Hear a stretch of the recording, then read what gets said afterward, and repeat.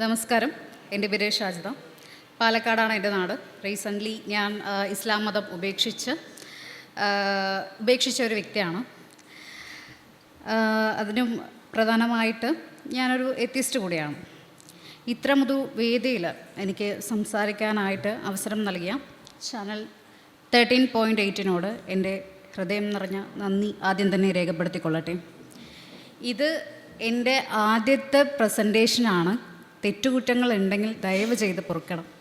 പിന്നെ ഈ വിഷയത്തിലേക്ക് കടക്കുന്നതിന് മുന്നേ തന്നെ ഞാൻ കുറച്ച് കാര്യങ്ങൾ ക്ലിയർ ചെയ്യാം. ഞാൻ ഈ ഒരു മതം വിട്ട സമയത്ത്, അല്ലെങ്കിൽ എനിക്ക് ഏറ്റവും കൂടുതൽ ഞാൻ കേൾക്കേണ്ടി വന്നിട്ടുള്ള കുറച്ച് കാര്യങ്ങളാണ്: നിങ്ങൾ എന്തിനാണ് മതം വിട്ടത്? മതം വിട്ട ശേഷം നിങ്ങൾ എന്താണ് അനുഭവിക്കുന്നത്? മതം വിടുന്നതിന് മുൻപ് എൻ്റെ അവസ്ഥ എന്തായിരുന്നു? മതം വിട്ടതിന് ശേഷം എന്താണ് അനുഭവിക്കുന്നത് എന്നുള്ള കുറച്ച് ക്വസ്റ്റ്യൻസാണ്. ഞാൻ അതിനുള്ളൊരു ഉത്തരം, അല്ലെങ്കിൽ അതിൻ്റെ ഒരു ക്ലിയറൻസ് ഞാനിപ്പോൾ തരാം.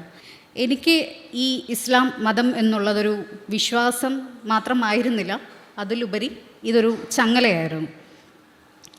ചിന്തകളെ കെട്ടിയിടുന്ന, സ്വാതന്ത്ര്യം ചുരുക്കുന്ന, ചോദ്യം ചെയ്യാനുള്ള ധൈര്യം പോലും ഇല്ലാതാക്കുന്ന ഒരു ചങ്ങല. ഒരുപാട് കാലത്തെ അറിവുകൾ, അതായത് ഇതിനെക്കുറിച്ച്, മതത്തിനെക്കുറിച്ച് ഒരുപാട് കാര്യങ്ങൾ പഠിച്ചതിന് ശേഷമാണ് ഈ ഒരു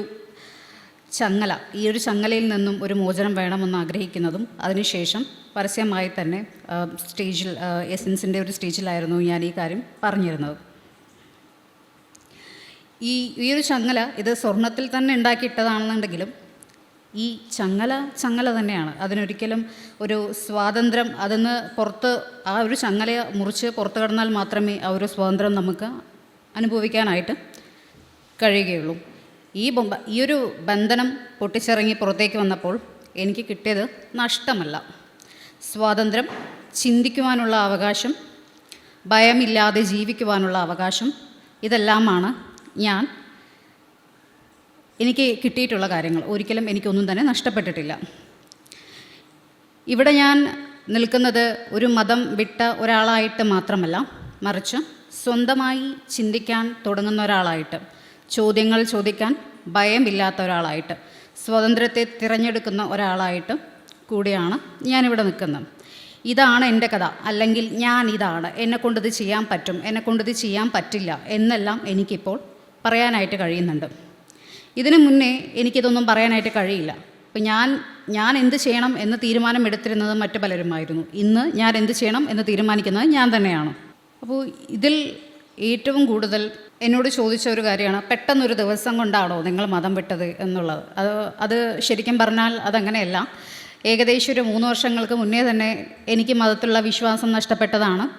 അപ്പോൾ എന്തുകൊണ്ട് ഈ 3 വർഷം നിങ്ങൾ സമയമെടുത്തു ഇത് പുറത്ത് പറയാൻ എന്ന് ചോദിച്ചു കഴിഞ്ഞാൽ, സ്വാഭാവികമായിട്ടും ഞാനൊരു സ്റ്റേബിൾ അല്ലാത്ത ഒരു വിമണായിട്ട്, അല്ലെങ്കിൽ ഞാനൊരു ഫിനാൻഷ്യലി സെറ്റിൽഡ് അല്ലാത്ത ഒരാളായിട്ട് ഞാൻ മതം വിടുകയാണെന്നുണ്ടെങ്കിൽ ഞാനത് എന്നെ തന്നെ പൊതുസമൂഹത്തിലേക്ക് എന്നെ തന്നെ കൊല്ലാനായിട്ട് എറിഞ്ഞു കൊടുക്കുന്നതിന് തുല്യമാണ് എന്ന് ഞാൻ മനസ്സിലാക്കിയിരുന്നു. കാരണം മറ്റു മതത്തിലുള്ളവർ മതം വിട്ടു, അല്ലെങ്കിൽ ഒരു ഹിന്ദു അല്ലെങ്കിൽ ഒരു ക്രിസ്ത്യൻ മതം വിട്ടു എന്ന് പറയുമ്പോൾ അവർക്ക് ഉണ്ടാവുന്ന അത്രയും സൈബർ ബുള്ളിയിങ്, സ്ലട്ട് ഷെയ്മിങ്, ആക്രമണങ്ങൾ, ഇതെല്ലാം തന്നെ ഇതിൻ്റെ 100 ഇരട്ടി കൂടുതലാണ് ഇസ്ലാമിൽ നിന്ന് ഒരാൾ മതം വിട്ടാൽ ഉണ്ടാവുന്നത്.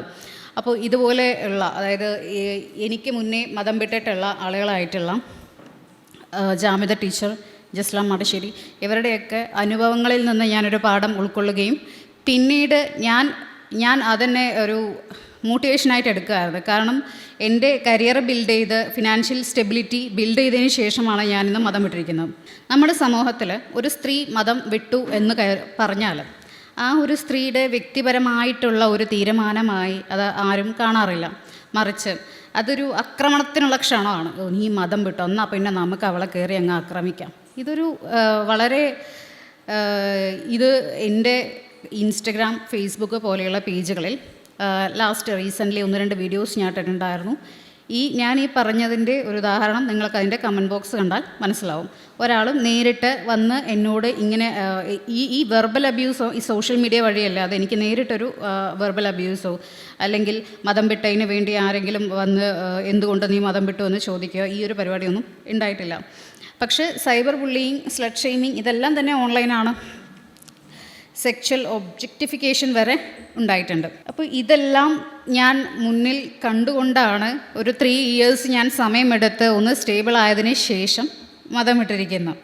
ഇവിടെ ഇത് ഇങ്ങനെയുള്ള കാര്യങ്ങളെല്ലാം നേരിടേണ്ടി വരും എന്നൊരു മുൻധാരണ ഉണ്ടായിരുന്നു എന്നുള്ളതാണ് സത്യം. എന്നെ വിമർശിക്കുന്നത് മാത്രമല്ല, നമ്മളുടെ സ്ത്രീത്വത്തെ പോലും അപമാനിക്കുന്ന രീതിക്കുള്ള കമൻറ്റുകൾ, വ്യക്തിത്വത്തെ തകർക്കാൻ ശ്രമിക്കുന്ന വാക്കുകൾ, ഇതൊക്കെ വരുമെന്നത് എനിക്ക് വ്യക്തമായി അറിയാവുന്ന കാര്യങ്ങളുമായിരുന്നു. അപ്പോഴാണ് ഞാനൊരു തീരുമാനമെടുത്തത്. എന്നാൽ പിന്നെ ഇതെല്ലാം, അതായത് നമ്മളെ അത് ബാധിക്കാത്തത്രയും തന്നെ മെൻ്റൽ സ്റ്റെബിലിറ്റി ഉണ്ടാക്കിയതിന് ശേഷം മാത്രമേ നമ്മൾ ഈ കാര്യം ചെയ്യാനായിട്ട് പറ്റുള്ളൂ.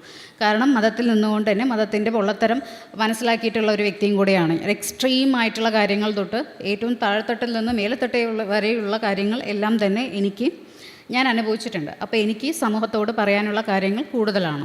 ഇത് ആരും അറിഞ്ഞിരുന്നില്ലേ എന്ന് ചോദിച്ചാൽ, ഞാൻ യുക്തിപരമായി സംസാരിക്കുന്ന ആളാണ് എന്നുള്ളത് എനിക്ക് വളരെ അടുത്ത് അറിയാവുന്ന എൻ്റെ കുറച്ച് സുഹൃത്തുക്കൾക്കും മറ്റും അറിയാമായിരുന്നു. പക്ഷേ ഓൺലൈനായിട്ട് ഞാൻ ഇങ്ങനെയുള്ള കാര്യങ്ങൾ ചെയ്തിരുന്നില്ല. പക്ഷേ കമൻറ്റ് ബോക്സുകളിൽ മതത്തിനെതിരായിട്ട്, അതായത് മതം തെറ്റാണ്, മതത്തിനെതിരെന്നല്ല, മതം പറയുന്നത് തെറ്റാണ്, തെറ്റ് ചൂണ്ടിക്കാണിച്ചിട്ടും ഞാൻ കമൻസും ഇട്ടിട്ടും അങ്ങനെയും വന്നിരുന്നു. അങ്ങനെ ഒരു ഓൺലൈൻ സംഘിപ്പട്ടവും എനിക്ക് കിട്ടിയിരുന്നു. ഇന്ന് ഞാനിവിടെ നിൽക്കുന്നത് ഭയന്ന് ഒളിച്ചിരുന്ന ഒരാളായിട്ടല്ല, എൻ്റെ സത്യം തുറന്നു പറയാൻ തയ്യാറായിട്ടുള്ള ഒരാളായിട്ടാണ്. ഇപ്പോൾ ഞാൻ ഭയപ്പെടുന്നില്ല, ഞാൻ ഒളിക്കുന്നില്ല. ഇപ്പോൾ ഞാൻ തന്നെയാണ്, നിങ്ങളീ കാണുന്നതാണ് ഞാൻ. ഇനി നമുക്ക് കാര്യത്തിലേക്ക് കിടക്കാം. ഈ ഒരു പ്രസൻറ്റേഷന് ഞാൻ കൊടുത്തിരിക്കുന്ന ടൈറ്റിൽ കറുത്തവരും വെളുത്തവരും കഥയറിയാത്തവരും എന്നുള്ളതാണ്. ഇതിൽ കറുത്തവനും വെളുത്തവനും എന്നുള്ളത് നമ്മുടെ ചർമ്മത്തിൻ്റെ നിറത്തെയാണ് സൂചിപ്പിക്കുന്നത്. ഇതിൽ കഥ അറിയാത്തവർ ആരാണെന്നുള്ളത് ഈ പ്രസൻറ്റേഷൻ പുരോഗമിക്കും തോറും നമുക്ക് മനസ്സിലാവും. നമ്മളിവിടെ പലപ്പോഴും പഠിപ്പിക്കപ്പെട്ടിട്ടുള്ള ഒരു കാര്യമാണ്, മറ്റു മതങ്ങളിലുള്ളതുപോലെ, ഇപ്പോൾ ഹിന്ദു മതത്തിലൊക്കെ ഉള്ളതുപോലെ ജാതി എന്നൊരു സമ്പ്രദായം ഇസ്ലാം മതത്തിൽ ഇല്ല എന്നുള്ളത്. എന്നാൽ യാഥാർത്ഥ്യം എന്താണ്? നമ്മൾ ഈ ഒരു കാര്യത്തിലേക്ക്, ഇസ്ലാമിൽ ജാതിയുണ്ടോ എന്ന് ചോദിച്ചാൽ അതിനൊരു പൂർണ്ണ നിഷേധം പറയാൻ കഴിയില്ല. കാരണം കാലങ്ങൾക്ക് മുൻപ്, പ്രത്യേകിച്ച് മലബാറിൽ ഇസ്ലാമിന് ഒരു ജാതി സംവിധാനം പോലെയുള്ള ഒരു കാര്യം നിലനിന്നിരുന്നു. അന്ന് മാപ്പിള എന്നൊരു വിഭാഗം, അതിൻ്റെ കീഴിൽ കുറച്ച് ഉപജാതികളും ഉണ്ടായിരുന്നു. ഇതിന് മുന്നിൽ നമുക്ക് കുറച്ച് ഹദീസ് കാണാം. ഈ കാര്യത്തിനെക്കുറിച്ച് നമുക്ക് പിന്നീട് സംസാരിക്കാം. എന്നാലും ആദ്യം തന്നെ ഒരു ഹദീസ് ഞാൻ നിങ്ങൾക്ക് മുന്നിലേക്ക് അവതരിപ്പിക്കുകയാണ്. ഇമാം ബുഖാരിയുടെ സഹീഹ് അൽ ബുഖാരി, കോമൺലി നമ്പർ 3245. ഹദീസിൻ്റെ നമ്പർ മാറിപ്പോവാതെ ഇരിക്കാൻ ശ്രദ്ധിക്കണം. സഹീഹ് അൽ Bukhari 32:45. The Prophet said, "The first group to enter paradise will be like the full moon. They will not urinate, defecate, spit or blow their noses. Their combs will be gold. Their sweat will smell like musk. Their wives will be harlot. Each man will have 2 wives. The marrow of whose leg bones can be seen from beneath the flesh." നമുക്കിതിൻ്റെ മലയാളം കൂടെ ഒന്ന് കാണാം. The first group to enter paradise will be like the full moon. ഒരു paradise എന്നാൽ ഈ ആദ്യത്തെ കൂട്ടം ആളുകൾ, ആദ്യത്തെ ഗ്രൂപ്പ് ആളുകൾ, എവിടേക്ക് പോകുന്ന ആളുകൾ, സ്വർഗത്തിലേക്ക് കടക്കുന്ന ആദ്യത്തെ ഗ്രൂപ്പിൽപ്പെട്ട ആളുകൾ, അവരൊരു പൂർണ്ണചന്ദ്രനെ പോലെയാണ്. എങ്ങനെയാണ്? പൂർണ്ണചന്ദ്രനെ പോലെ. ആരാണ് ഈ പൂർണ്ണചന്ദ്രൻ? എന്താണ് ഈ പൂർണ്ണചന്ദ്രൻ്റെ രൂപം? നല്ല വെളുത്ത, ഒരു വട്ടത്തിലുള്ള വെളുത്ത ചന്ദ്രൻ. ഹാഫ് മൂൺ അല്ല, ഫുൾ മൂൺ. പൂർണ്ണചന്ദ്രനെ പോലെയാണ് സ്വർഗത്തിലേക്ക് ആദ്യം പ്രവേശിക്കുന്ന ആ ഒരു ഗ്രൂപ്പ് ഓഫ് പീപ്പിൾ എന്ന് പറയുന്നത്. They will not urinate, defecate, spit or blow their noses. അവർ മലമൂത്ര വിസർജനം നടത്തുകയില്ല, അവർ തുപ്പുകയില്ല, അവരവരുടെ മൂക്ക് ചീറ്റുകയില്ല. Their combs will be of gold. അവരുടെ കോമ്പ്, ലൈക്ക് അവരുടെ ചീർപ്പ്, അത് ഗോൾഡ് കൊണ്ടാണ്. അത് ഗോൾഡ് ആയാലും അല്ലാതെ സിൽവർ ആണെങ്കിലും നമുക്കത് എടുക്കേണ്ട കാര്യമില്ല. There sweat will smell like Musk. അവരുടെ ആ ഒരു വിയർപ്പ്, അതായത് അവരുടെ ശരീരത്തിൽ നിന്ന് ഉത്ഭവിക്കുന്ന വിയർപ്പ് മസ്കാണ്. മസ്ക് എന്നാൽ സുഗന്ധഗ്രന്ഥം. സുഗന്ധമുള്ള സാധനം. അതാണ് ഇവരുടെ ഈ ഒരു വേർപ്പെന്ന് പറയുന്നത്. അതിന് സുഗന്ധത്തിൻ്റെ മണം എന്നാണ് പറയുന്നത്. Their wives will be the ഹർലിൻ. ഈ വാക്ക് നമ്മൾ പല കാര്യങ്ങളിലായിട്ട് കേട്ടിട്ടുണ്ടാവും. അപ്പോൾ ഇവരുടെ ഭാര്യമാരെങ്ങനെയാണ്? ഹർലിനെ പോലെയുള്ള ആളുകളാണ്. Each man will have 2 wives. എല്ലാ പുരുഷന്മാർക്കും 2 ഭാര്യമാരുണ്ടാവും. The marrow of whose leg bones can be seen from beneath the flesh. അവരുടെ ശരീരത്തിലെ അസ്ഥിക്കുള്ളിലെ അസ്ഥിമജ്ജ വരെ നമുക്ക് കാണാൻ കഴിയും എന്നാണ്. ഈ മാംസങ്ങൾക്കിടയിലൂടെ ഇവരുടെ അസ്ഥിമജ്ജ വരെ നമുക്ക് കാണാൻ കഴിയും എന്നാണ് ഈ ഒരു ഹദീസിൽ പറയുന്നത്. അതായത് നമ്മളൊന്ന് ആലോചിച്ച് നോക്കാം. ഒരു കറുത്ത മനുഷ്യൻ, ഒരു വെളുത്ത മനുഷ്യൻ.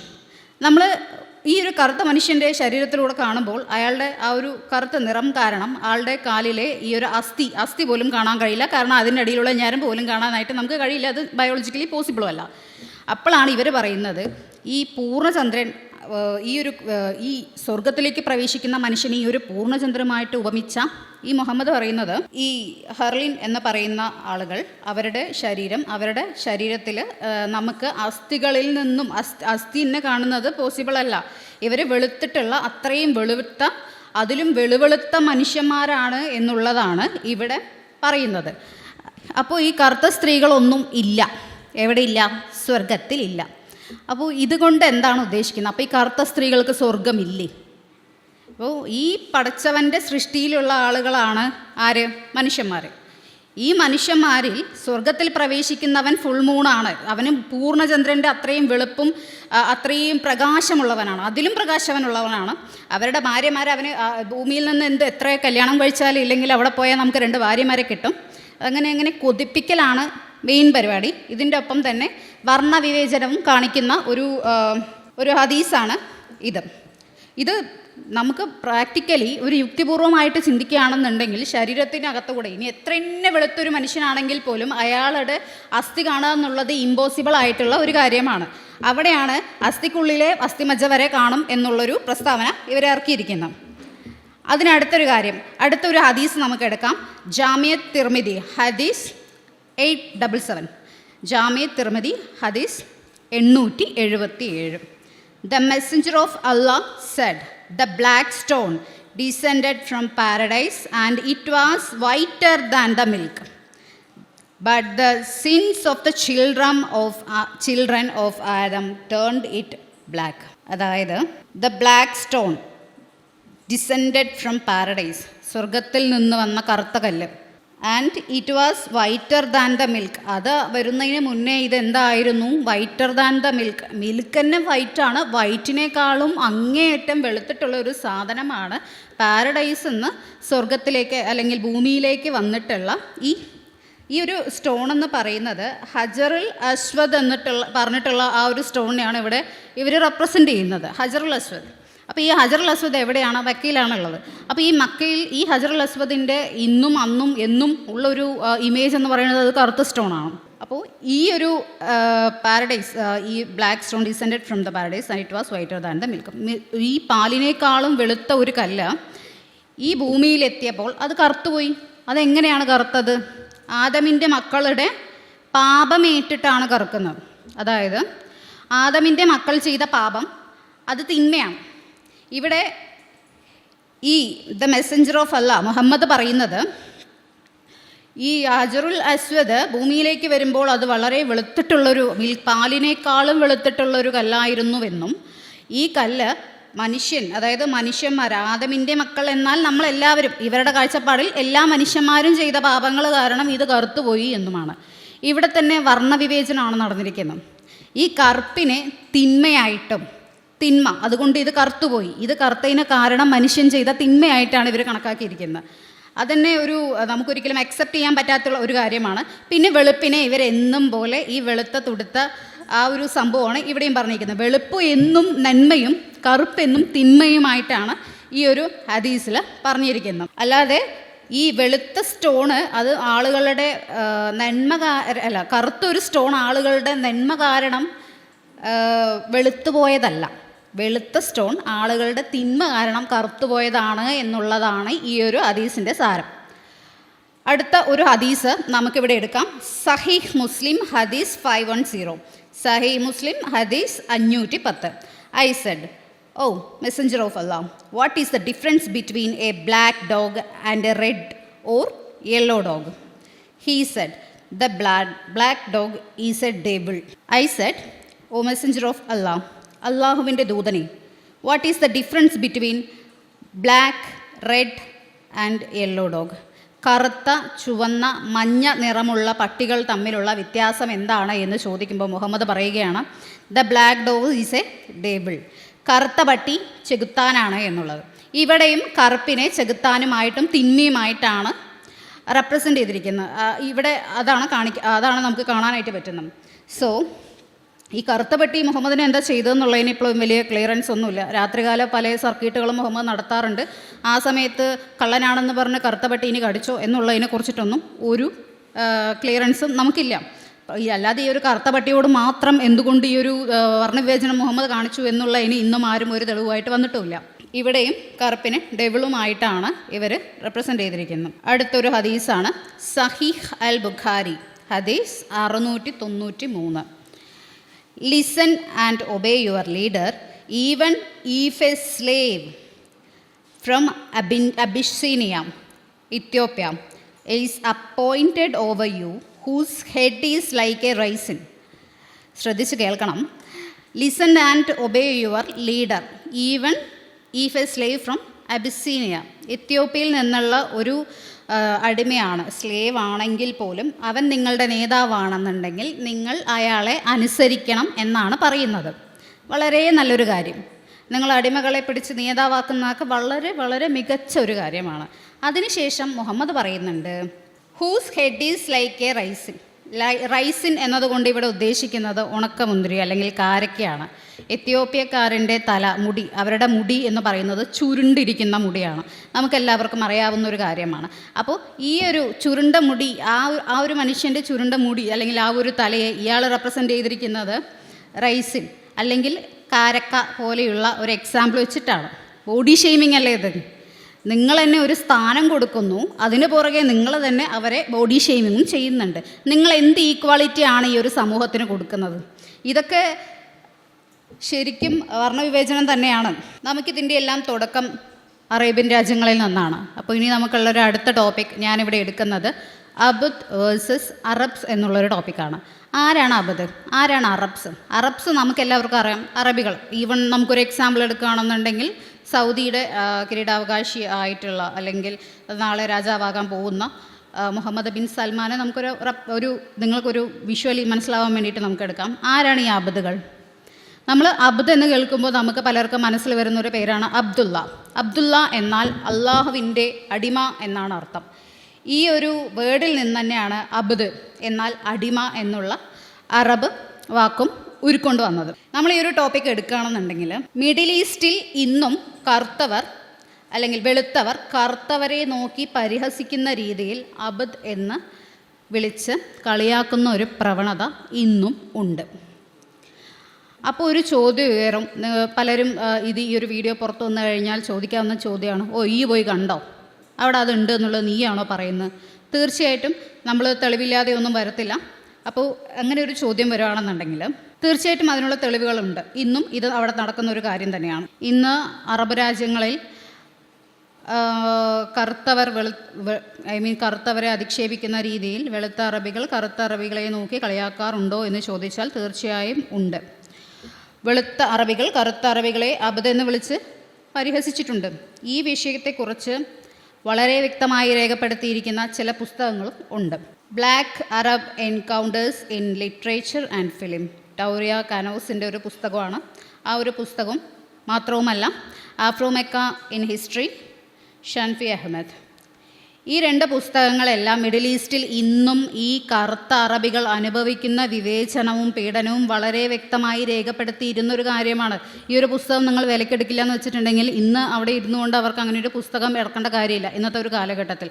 അങ്ങനെ ഇറക്കാനുള്ള കാര്യം എന്താണെന്ന് വെച്ചിട്ടുണ്ടെങ്കിൽ അവിടെ ഇന്നും ഇങ്ങനെയൊരു വർണ്ണവിവേചനം അനുഭവിക്കുന്നുണ്ട് എന്ന് പൊതുസമൂഹത്തിന് മുന്നിൽ എടുത്തു കൊണ്ടുവരാൻ വേണ്ടിയിട്ടാണ് ഇങ്ങനെ ഈ 2 പുസ്തകങ്ങൾ ഇറങ്ങിയിരിക്കുന്നത്. നിങ്ങൾക്ക് സംശയങ്ങളുണ്ടെങ്കിൽ പുസ്തകം വായിച്ച് ക്ലിയർ ചെയ്യാം. ഇനി ഇത് അറബികളുടെ കാര്യം.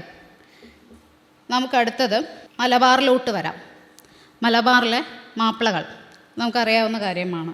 ഈ ഒരു കളർ ഡിസ്ക്രിമിനേഷൻ അല്ലെങ്കിൽ ജാതി വ്യത്യാസം ഇതെങ്ങനെയാണ് മലബാറിൽ വർക്കായത് എന്നതാണ് ആദ്യം തന്നെ നമുക്ക് പറയാനുള്ളത്. അപ്പോൾ നമുക്കിതിൽ ആദ്യം തന്നെ നമ്മൾ പലരും കേൾവിയുള്ള ഒരു കാര്യമാണ് തങ്ങന്മാരും. തങ്ങന്മാരെ കുറിച്ച് ആദ്യം നമുക്കറിയാം. 1950കളിൽ ജീവിച്ചിരുന്ന അല്ലെങ്കിൽ അന്നത്തെ തിരുവിതാംകൂറിൽ അന്നത്തെ മലബാറിൽ ഉണ്ടായിരുന്ന ആളുകളാണ് തങ്ങന്മാരും. ഇന്നും ഇവരുടെ തലമുറ തങ്ങന്മാരായിട്ട് തന്നെ തുടരുന്നുമുണ്ട്. നമ്മളിവിടെ സംസാരിക്കുന്നത് ജാതിപരമായിട്ടുള്ള വേർതിരിവുകളെക്കുറിച്ചാണ്. ആദ്യം തന്നെ പറഞ്ഞതുപോലെ ഈ ഒരു വിഷയത്തിൽ ഈ തങ്ങന്മാർ വിഷയത്തിൽ ഈ തങ്ങന്മാർ തന്നെ നമുക്ക് ഈ ഹിന്ദുമതം പോലെ മുസ്ലിം മതത്തിലും ജാതി ഉണ്ടോ എന്ന് ചോദിച്ചാൽ തീർച്ചയായും ജാതി ഉണ്ട് എന്ന് പറയാൻ പറ്റും. അതിലെ ഒരു എക്സാമ്പിളാണ് തങ്ങന്മാരും. എന്താണ് തങ്ങന്മാരും? തങ്ങന്മാർ എന്താണെന്ന് വെച്ചിട്ടുണ്ടെങ്കിൽ അന്നത്തെ കാലത്ത് ഏറ്റവും എലൈറ്റ് ക്ലാസ് ആയിട്ടുള്ള ഏറ്റവും സമ്പന്നരായിട്ടുള്ള മുസ്ലിം സമുദായത്തിലെ ഉന്നത കുല ആളുകളായിരുന്ന മനുഷ്യന്മാരെയാണ് നമ്മൾ തങ്ങൾ എന്ന് റെപ്രസെൻ്റ് ചെയ്യുന്ന ആളുകൾ. അതായത് അവരൊരു എലൈറ്റ് ക്ലാസ്സാണ്, സമൂഹത്തിൽ ഉന്നതരായിട്ടുള്ള ആളുകൾ. അടുത്തത് ഇവർക്ക് മതവുമായിട്ടുള്ള ബന്ധം വളരെ അടുത്ത ബന്ധമാണ്. നമുക്ക് ഇപ്പോഴും കാണാനായിട്ട് പറ്റും. ഈ മുസ്ലിം ലീഗ് പോലെയുള്ള രാഷ്ട്രീയ പാർട്ടികൾ ഇന്നും ഭരിക്കുന്നത് അല്ലെങ്കിൽ അതിൻ്റെ നേതൃത്വം കൈകാര്യം ചെയ്യുന്നത് തങ്ങന്മാരാണ്. പാണക്കാട് തങ്ങൾ ആ ഒരു കുടുംബത്തിൽപ്പെട്ട ആളുകളാണ് ഇന്നും അത് കൊണ്ടു നടക്കുന്നത്. അതായത് ഇവർക്ക് മതവുമായിട്ടുള്ള ഒരു ബന്ധം എന്ന് പറയുന്നത് വളരെ ഡയറക്റ്റ് ആയിട്ടുള്ളൊരു ബന്ധമാണ്. ആത്മീയമായും സാമൂഹികമായും സ്വാധീനം പുലർത്തിയിരുന്ന ഒരു വിഭാഗമാണ് ഈ തങ്ങന്മാർ എന്ന് പറയുന്ന വിഭാഗം. അന്നും ഇന്നും ഏറ്റവും കൂടുതൽ പണ്ഡിതന്മാർ ഇവരിൽ നിന്നാണ് വന്നിട്ടുള്ളത്. ഇപ്പോൾ പോലും നമ്മുടെ രാഷ്ട്രീയ ഇപ്പോൾ എക്സാമ്പിൾ ഞാൻ പറഞ്ഞ പോലെ തന്നെ ഈ മതപാർട്ടികളുടെ തലപ്പത്തിരിക്കുന്ന ആളുകൾ തങ്ങന്മാർ തന്നെയാണ്. ഇനി ഇവരുടെ സ്വത്ത് എന്താണ്, ഇവർക്ക് എത്രത്തോളം സ്വത്തുണ്ടായിരുന്നു എന്ന് ചോദിച്ചാൽ തങ്ങന്മാർക്ക് വളരെയധികം സ്വത്തും സമ്പത്തും എല്ലാം ഉണ്ടായിരുന്നു. ഇവർ ആ കാലത്ത് ജന്മികളാണെന്ന് പറഞ്ഞാൽ അത്ഭുതപ്പെടാനൊന്നുമില്ല.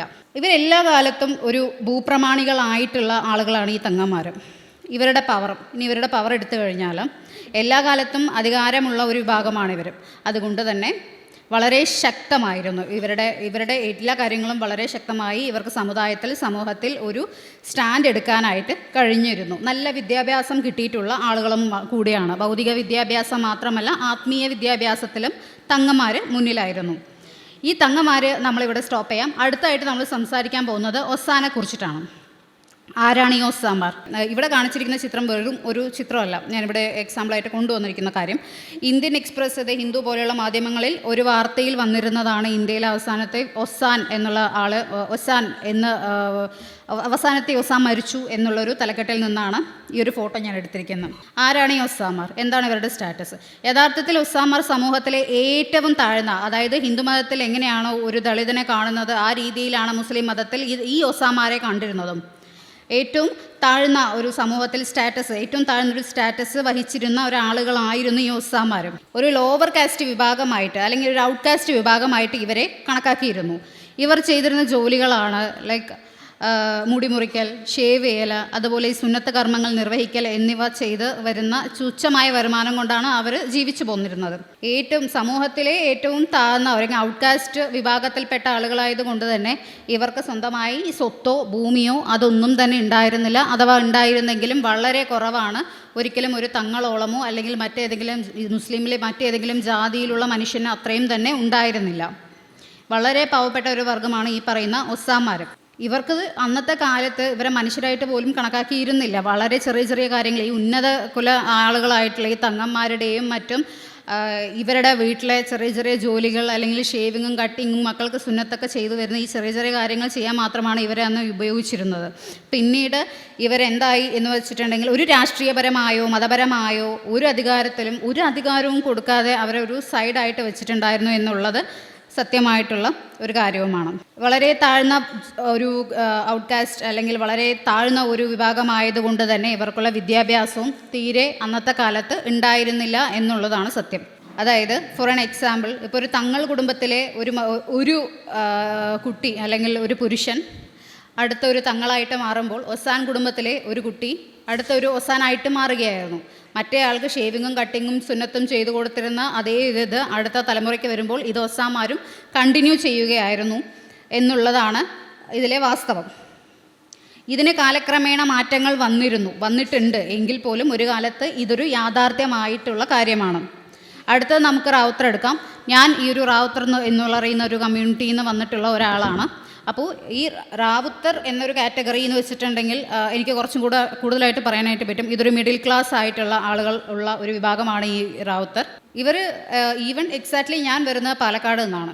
എനിക്ക് ഈ ഒരു വീട്ടിൽ നമ്മൾ സംസാരിക്കുന്ന ഭാഷ തമിഴാണ്. അതുകൊണ്ട് തന്നെ അന്നും ഇന്നും ഈ ഒരു കാലത്തും ആ ഒരു കാലത്തും ഈ റാവുത്തന്മാർക്ക് ഒരു തമിഴ് ചായകാച്ചൽ ഉണ്ടായിരുന്നു എന്നുള്ളത് സത്യമാണ്.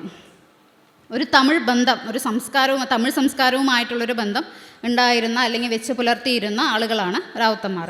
ഇവരുടെ സ്റ്റാറ്റസ് ഞാൻ ഈ പറഞ്ഞ പോലെ തന്നെ ഹൈ സ്റ്റാറ്റസും അല്ല, എന്ന ഒസാനെ പോലെ ലോ സ്റ്റാറ്റസും അല്ല. ഇവരെന്നും മിഡിലിൽ നിൽക്കുന്ന ആളുകളാണ്.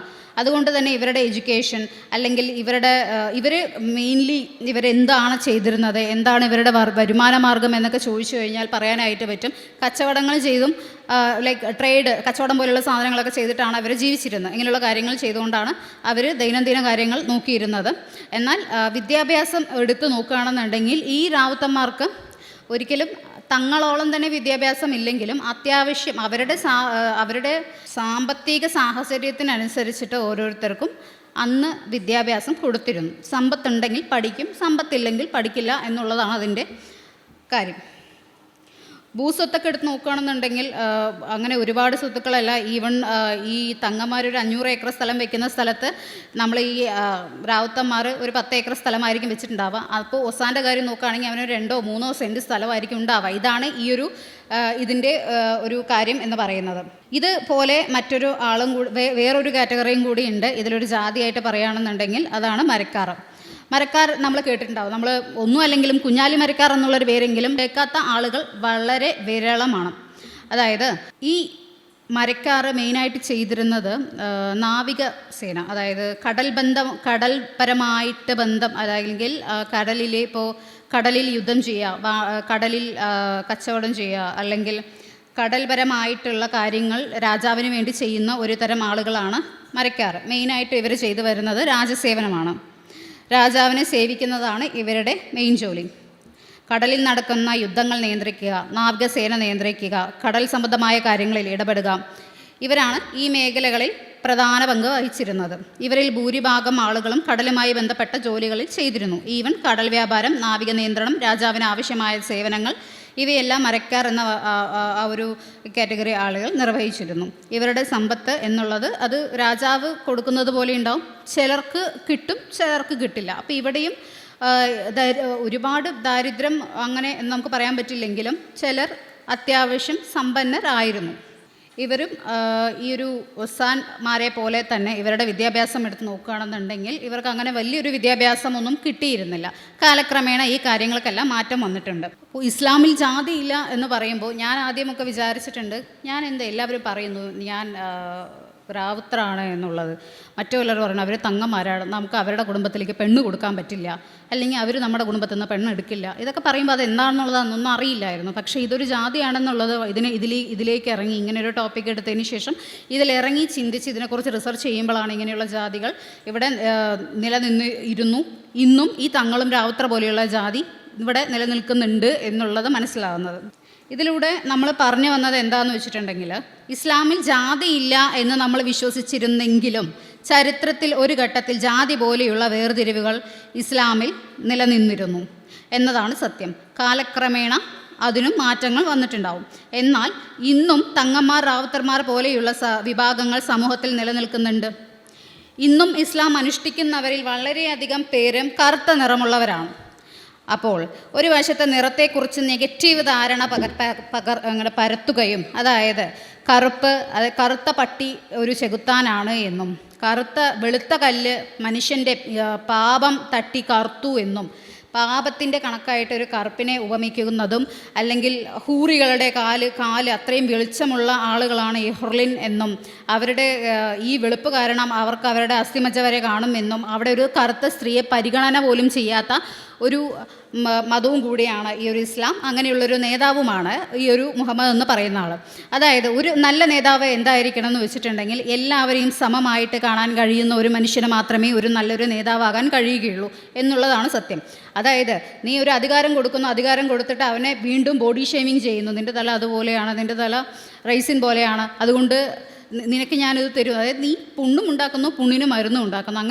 അങ്ങനെയൊരു സംഭവം ആക്ച്വലി അതൊരു പ്രാക്ടിക്കലല്ല, അതൊരു മിത്താണ്. നമ്മൾ മറ്റുള്ളവരെ എന്നെ ജഡ്ജ് ചെയ്യാൻ പാടില്ല എന്നുള്ളത് കൊണ്ട് ഞാൻ എന്നെ തന്നെ അങ്ങ് പൊക്കി കാണിക്കാൻ വേണ്ടി ചെയ്യുന്ന ചില രണ്ടാം കട അല്ലെങ്കിൽ മൂന്നാം കട കാര്യങ്ങൾ മാത്രമാണ് മുഹമ്മദ് അവിടെ ചെയ്തിരിക്കുന്നത്. ഇന്നും ഇസ്ലാം അനുഷ്ഠിക്കുന്നവരിൽ വളരെയധികം പേരും കറുത്ത നിറമുള്ളവരാണ്. ഈക്വലായിട്ടാണെങ്കിൽ നമുക്ക് ഡിവൈഡ് ചെയ്യാം. അപ്പോൾ ഈ കറുത്ത നിറമുള്ളവർ അറിയുന്നില്ല നിങ്ങളുടെ നിറത്തെ ഈ ഒരു മുഹമ്മദ് റെപ്രസെൻ്റ് ചെയ്തിരിക്കുന്നത്, ഈ ഒരു മതത്തിലും ഹദീസുകളിലും നിങ്ങളുടെ നിറത്തെ റെപ്രസെൻ്റ് ചെയ്യുന്നത് നിങ്ങൾ പാപികളാണ് എന്നുള്ളതാണ്. അല്ലെങ്കിൽ നിങ്ങൾ ചെകുത്താൻ്റെ ഒരു അടയാളമായിട്ടാണ് ഈ ഒരു കറുത്ത നിറത്തിനെ കാണുന്നത്. ഒരു വശത്ത് നിറത്തിനെക്കുറിച്ച് നെഗറ്റീവ് ധാരണകൾ ഉണ്ടാക്കുകയും മറുവശത്ത് അതേ നിറമുള്ള ആളുകൾ അത് അനുഷ്ഠിക്കുകയും ചെയ്യുന്ന ഒരു വിരോധാഭാസം നമ്മൾ കാണുന്നില്ലേ? എത്ര പേരാണ് ഇസ്ലാം അനുഷ്ഠിച്ച് കറുത്ത മനുഷ്യർ എത്ര പേരുണ്ട് ഇസ്ലാം അനുഷ്ഠിക്കുന്ന ആളുകൾ? ഇസ്ലാം മതം പ്രാക്ടീസ് ചെയ്യുന്ന എത്ര കറുത്ത ആളുകളുണ്ട്? ഇവരെല്ലാം തന്നെ ഇവരെ അവഹേളിക്കുകയാണ് ഈ വക ഹദീസ് മൂലം മുഹമ്മദ് ഉദ്ദേശിച്ചിരിക്കുന്നത്. ഇന്ന് ഈ മതം അനുഷ്ഠിക്കുന്ന കറുത്ത നിറമുള്ള ആളുകൾക്ക് പോലും ചരിത്രത്തിൽ എന്താണ് നടന്നത്, അല്ലെങ്കിൽ അവരെ എങ്ങനെയാണ് മുഹമ്മദ് കണ്ടിരുന്നത്, എന്തൊക്കെ പറഞ്ഞിരുന്നു, ഇവയെല്ലാം ഇപ്പോഴും അറിയാത്ത കാര്യമാണ്. അറിയാതെ തന്നെ അവർ ആ വിശ്വാസം തുടരുകയാണ്. നിങ്ങളൊന്ന് ഇറങ്ങി പഠിച്ചാൽ തീരാവുന്ന പ്രശ്നമേ ഉള്ളൂ. കറുത്തവനും വെളുത്തവനും പ്രശ്നമല്ല, സത്യം കാണാൻ ഭയക്കുന്നവനാണ് യഥാർത്ഥ കഥ അറിയാത്തവൻ. അപ്പോൾ ഇത്രയും പറഞ്ഞുകൊണ്ട് ഞാൻ എൻ്റെ ഒരു പ്രസൻറ്റേഷൻ ഇവിടെ അവസാനിപ്പിക്കുകയാണ്. നന്ദി.